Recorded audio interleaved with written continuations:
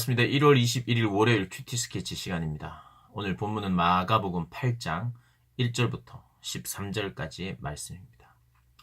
우리 예수님께서는 어제 본문과 오늘 본문까지 이방 지역에서 사역하고 계십니다.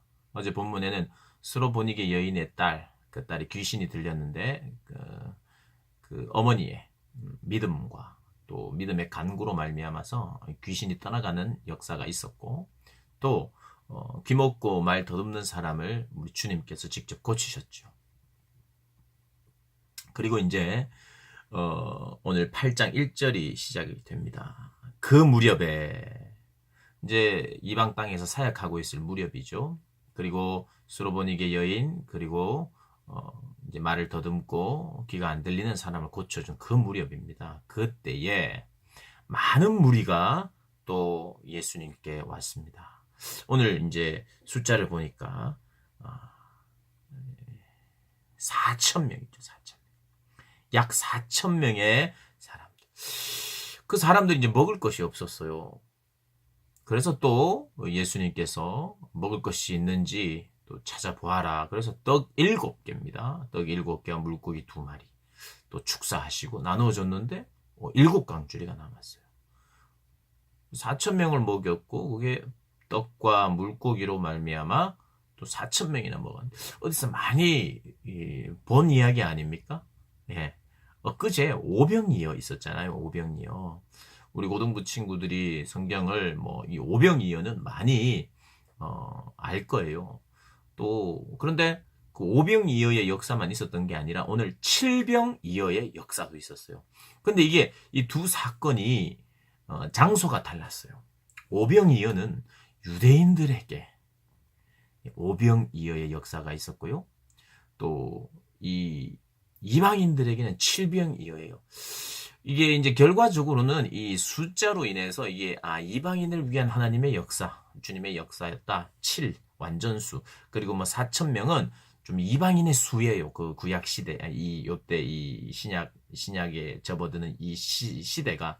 그래서 이제 사람들은 그 수를 압니다. 요 시대 때는. 그래서 유대인들을 위한 그 어떤 결과적으로 상징적으로 이 5,000명 하면 모세 오경 해서 5라는 숫자는 이들에게 있어서 말씀을 생각나게 하는 그런 숫자입니다. 모세 오경. 그리고 이 4,000명 4는 또 이방인의 숫자이기도 해요. 그런데 7강줄이가 남았고 12강줄이가 남았다는 건 이건 또 완전수입니다. 완전수는 하나님의 수예요. 하나님의 수.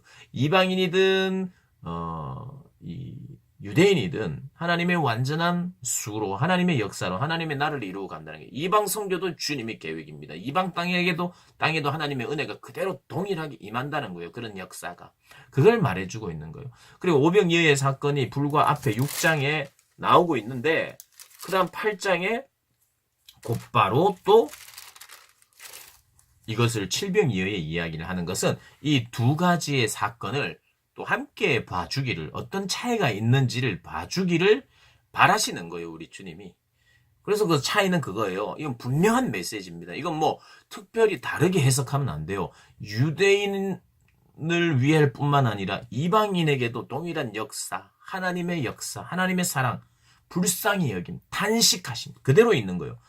그 영혼들을 보면서 불쌍히 여기시는 하나님의 긍휼의 마음으로부터 시작되는 예수님의 그 역사가 있다는 거예요. 두 사건 다.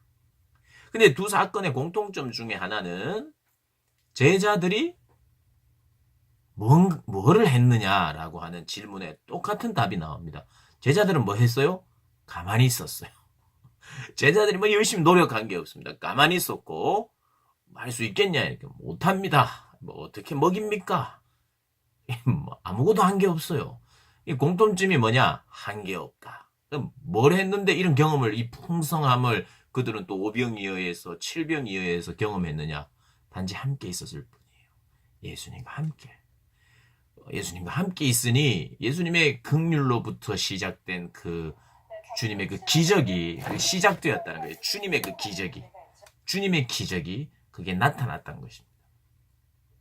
제자들이 한 것은 함께 했을 뿐이에요. 하나님의 은혜는 사실 특별히 우리가 뭔가를 하고 뭐 분주하게 움직이고 뭐라도 찾아보고 이런 데서 그랬기 때문에 주시는 은혜가 아니에요. 그것은 사실은 은혜가 아니에요. 은혜는 아무것도 안 하는 거예요. 어떤 조건과 자격도 없어요. 그냥 그들이 예수님과 함께 했을 뿐이에요. 그들의 노력이 부각되는 게 없습니다. 제자들의 믿음요? 없었어요. 오병이어의 사건을 보고도 칠병이어의 사건 때 똑같이 이야기를 합니다. 제자들에게 나누어 주라. 나누어 주게 하시고 여기 보니까 떡이 몇 개 있느냐? 7개입니다. 이런 대답밖에 안 해요. 뭐 특별히 예수님 예전에도 하셨듯이 이번에도 화이팅 믿습니다. 이런 게 없어요. 7개 있네요. 이런 동일합니다. 그들의 믿음. 그러나 그때도 지금도 예수님을 따라다니는 우리도 예수님을 알고 예수님이 하신 일을 보면서 주님과 함께 하는 게 제일 중요하고요.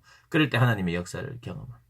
그리고 이렇게 10절까지 이야기를 마치고 이제는 다시 유대 지역으로 이제 돌아옵니다. 11절이 바리새인들을 만나요. 11절에서 바리새인들. 그런데 바리새인들이 이런 이야기입니다. 예수를 힐난해요. 그리고 그를 시험하면서 하늘로부터는 표적을 구합니다. 표적. 그들이 뭐 예수님 인정하지 않았어요. 그러니까 기적을 봐도 믿음이 막 강하게 생기지 않는 제자들이 있었고요.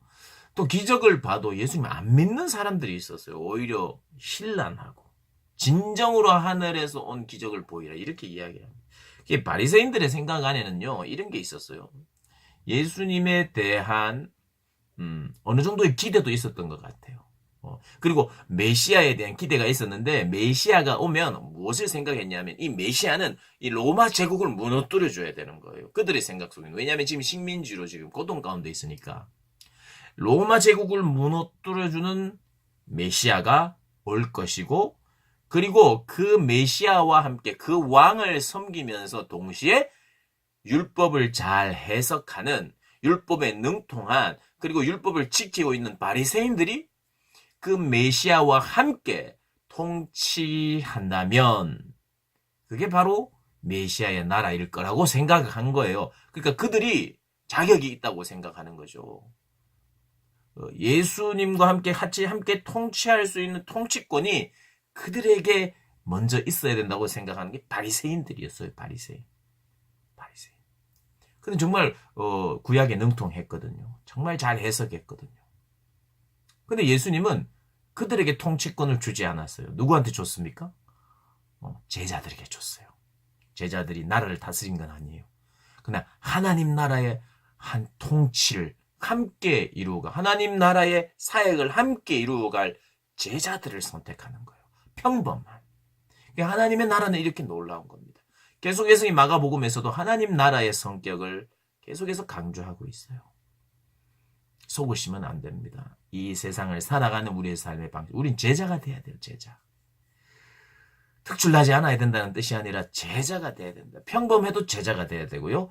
특별해도 제자가 돼야 돼요. 어떤 거? 그냥 주님과 함께 하기를 간절히 바라고. 어떤 실력 있고 능력 있는 어떤 그럴싸한 통치자가 필요한 것이 아니라 이 땅에는 예수의 제자들이 필요한 겁니다. 예수의 제자가 되고 누군가를 또 제자로 만드는 그러한 삶의 방식. 그게 바로 하나님 나라의 방식이라는 거.